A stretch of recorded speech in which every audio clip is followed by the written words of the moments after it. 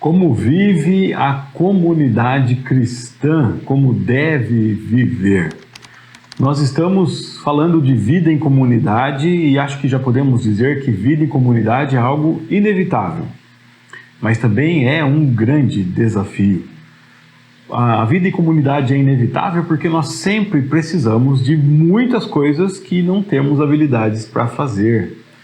Às vezes você vê em algum programa de TV mostrando algum canto do planeta aí, alguém que vive isoladamente, né? Ou um pequeno grupo de pessoas que tenta viver afastado da grande comunidade. Como é difícil, porque nós precisamos de vários serviços públicos, de várias coisas que não temos habilidades para fazer, de vários socorros que nós não conseguimos resolver, né? Um médico precisa que alguém o ajude a ter roupas, por exemplo, né? Se ele pode ter a habilidade de fazer uma cirurgia, mas não a habilidade de fazer roupas e tantas outras coisas, inúmeras, né? Quando acaba energia em casa, você lembra, né, de quanto você é dependente do que vem de fora, né? Da energia, da água, da internet e de tantas outras coisas. Então viver sozinho não dá, temos que viver em comunidade. E entendemos que o ser humano é um ser sociável, Deus criou o ser humano para viver em sociedade, né? A primeira vez que eu li um texto da Bíblia 365 e fui motivado a fazer um vídeo foi justamente lendo Gênesis 2, onde Deus diz: não é bom que o homem viva só. E aí eu fiquei grato a Deus por todas as pessoas, pela comunidade que Deus faz, por todas as pessoas que Ele põe na minha vida para viver ao meu lado, porque viver sozinho seria terrível. Nós estamos vendo hoje aqui, continuamos na Bíblia 365, e eu acho que hoje é o número 300, hein? Hoje eu estou lendo na Bíblia mesmo aqui, a Bíblia marca, chegamos ao dia 300, olha só, hoje 300 vídeos comentando um dos trechos que lemos na Bíblia 365. Tô feliz, hein? Que legal. Agora que eu me dei conta, que marca. Os próximos 65 acredito que acontecerão também, né? Se Deus nos trouxe até aqui, que Deus continue sustentando. Mas que coisa, viu? Que sonho e que vitória, né? Você que vem me acompanhando aí, tem pessoas que ainda comentam os vídeos, mandam um joinha, um oi, um amém que seja lá. E são pessoas que eu vejo comentários lá do começo, que continuam firmes, lendo a Bíblia aí. Que alegria! Como é bom saber que esse trabalho que tem abençoado a sua vida e que você está caminhando comigo e aprendendo junto comigo, né, o que a Bíblia diz. Bom, vamos lá, voltamos a falar da vida em comunidade. A vida em comunidade, ela é inevitável, mas é um desafio por quê? Por causa dos outros, porque os outros são um problema, sempre, né? A gente tem muita dificuldade em assumir os nossos erros, os nossos problemas, as nossas limitações, os nossos defeitos, e aí é difícil viver junto porque o outro é problemático, porque o outro é complicado, porque o outro é agressivo, porque o outro é doído, porque o outro é brincalhão, porque o outro é quieto, seja o motivo que for, sempre a gente acha motivo nos outros. Então, como é que eu devo me portar para que o meu relacionamento com os outros seja bom? E para que a vida em comunidade seja não apenas possível, mas seja edificante. Seja boa não apenas para mim, mas seja boa para a comunidade. Seja boa para as pessoas que estão ao meu redor, para as pessoas que Deus colocou na minha vida. O apóstolo Paulo está falando para Tito como ele deve viver para que a vida seja boa, como a comunidade deve se organizar para que a comunidade seja abençoada. E nós pegamos hoje aqui, no nosso dia 300, essas dicas do apóstolo Paulo, né, essas instruções, e vamos tentar trazer para as nossas vidas, para que a nossa comunidade seja abençoada. Nós vimos no finalzinho do texto que lemos ontem, no final do capítulo 1, o apóstolo Paulo falando de pessoas más, pessoas que, para quem é mal, tudo é mal, né? E ele começa no capítulo 2 falando para Tito aqui, olha, você, que as suas palavras reflitam um ensino verdadeiro, E a partir de agora, Paulo vai falar de alguns grupos. Os homens mais idosos, o que devem fazer. As mulheres mais idosas, o que devem fazer. O que devem fazer as mulheres jovens, o que devem fazer os homens jovens, o que devem fazer os servos, os escravos dessa época, né, os trabalhadores, ou seja, como a comunidade deve se organizar e por quê. Então, vamos ver o que o apóstolo Paulo fala. Quando ele fala dos homens mais velhos, ele fala assim: devem exercitar o autocontrole, a fim de que sejam dignos de respeito, vivam com sabedoria, que tenham uma fé sólida, cheio de amor e paciência. Ou seja, os homens mais idosos que já aprenderam com a vida devem demonstrar, né, que a vida os ensinou a ser paciente, devem ensinar esses homens mais jovens, então, a ter paciência, a ter confiança, uma fé sólida, uma fé que não se abala, uma fé que não tem dúvidas de que Deus está conduzindo a história e que as coisas vão acontecer, deve ser cheio de amor. Já imaginou se você e eu, né, e aplicarmos isso na nossa comunidade, ensinando pessoas mais novas a se manterem firmes? Porque nós já enfrentamos lutas que outros ainda não enfrentaram e o Senhor nos sustentou e o Senhor também os sustentará. Se nós fizermos isso, a vida em comunidade vai ser melhor. Olha o que ele fala para as mulheres aqui. As mulheres mais velhas devem viver de modo digno, não devem ser caluniadoras, não devem beber vinho em excesso. Ao invés disso, devem ensinar o que é bom. Não deve ser alguém que gasta o seu tempo com coisa tua, mas use o seu tempo para ensinar.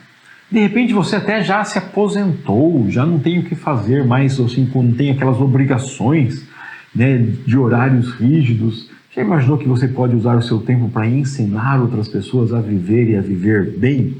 Ele continua falando dessas mulheres mais velhas. Devem instruir as mulheres mais jovens.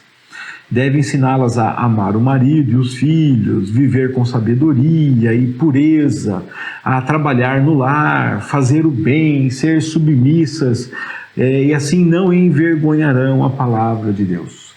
A nossa sociedade cultiva muito pouco o que essas duas coisas que nós falamos aqui, que é as pessoas mais jovens aprender com os mais velhos e os mais velhos se dedicar a ensinar os mais jovens. Os mais jovens vão passar pelas mesmas lutas, dúvidas, né, frustrações que os mais velhos já passaram.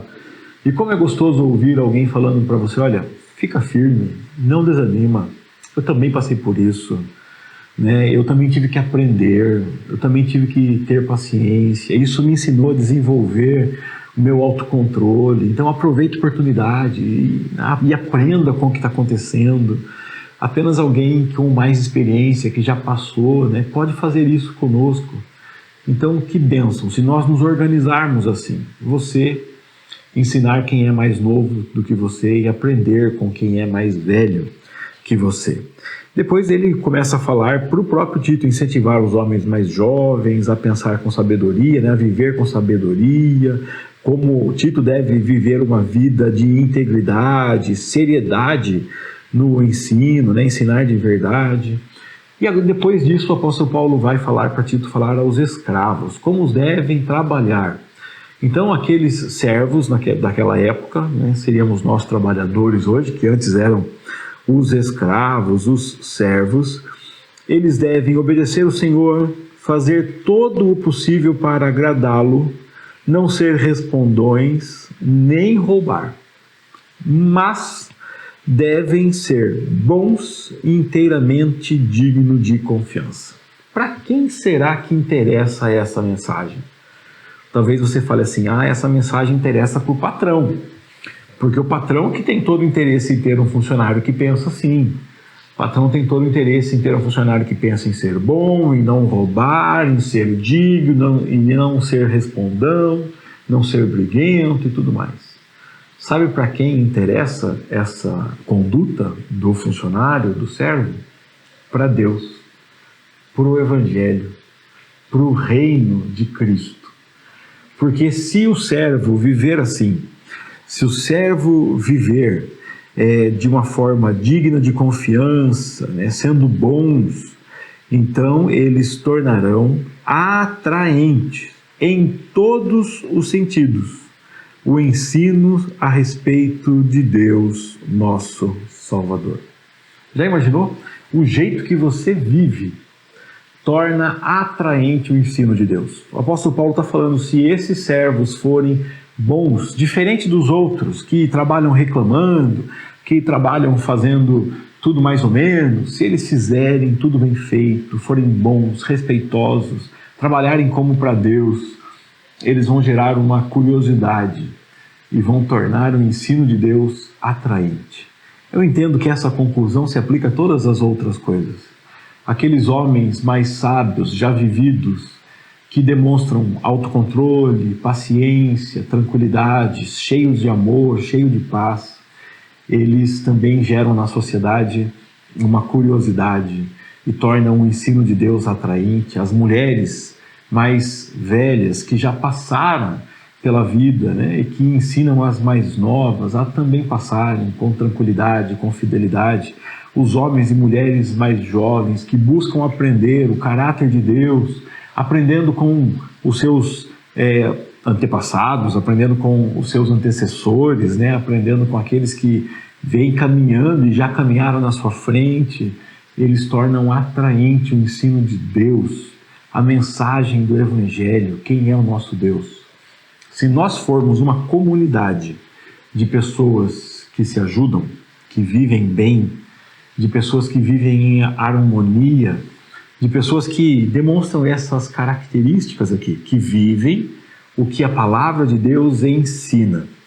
Se nós formos essa comunidade, nós despertaremos curiosidade na sociedade ao nosso redor e vamos tornar o ensino de Deus belo, atraente. Deus nos usa como se fosse um cosmético que revela beleza.